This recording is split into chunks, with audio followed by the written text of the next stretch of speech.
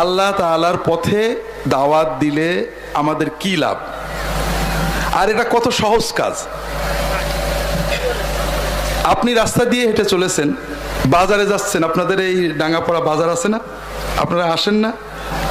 আসতে যাইতে অনেক মানুষের সাথে দেখা হয় না? দোকানদার দোকানে বসে থাকেন, এরকম ঘটে না?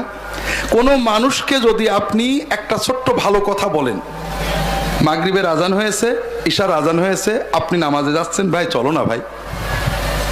অথবা একটা মানুষ বিড়ি খাচ্ছে অথবা কোনো অন্যায় কাজ করছে, ভাই এটা করো না ভাই, আল্লাহ নারাজ হবে। আপনার মুখ দিয়ে যে কোনো একটা ভালো কথা, এমনকি একটা মানুষ রাস্তা দিয়ে যাবে তাকে পথটা বলে দেওয়া, একটা মানুষ গরুটা চলে যাচ্ছে অথবা খন্দ খেয়ে যাচ্ছে, ফসল নষ্ট করছে, ডেকে তাকে বলে দেওয়া, এই কাজগুলোও কিন্তু আল্লাহর পথে দাওয়াতের অংশ।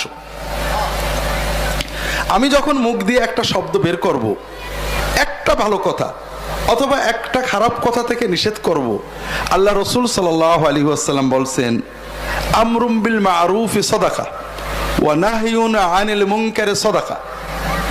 আপনি যখন রাস্তায় চলতে, হাঁটতে, বসতে, চায়ের দোকানে, যে কোনো পরিস্থিতিতে একজন মানুষকে ছোট্ট একটা বাক্য ভালো কথা বলেন অথবা তাকে একটা খারাপ কাজ থেকে নিষেধ করেন, সঙ্গে সঙ্গে আপনার আমলনামায় আল্লাহ তাআলা একটা বিরাট সৎকার সওয়াব লিখে দেন।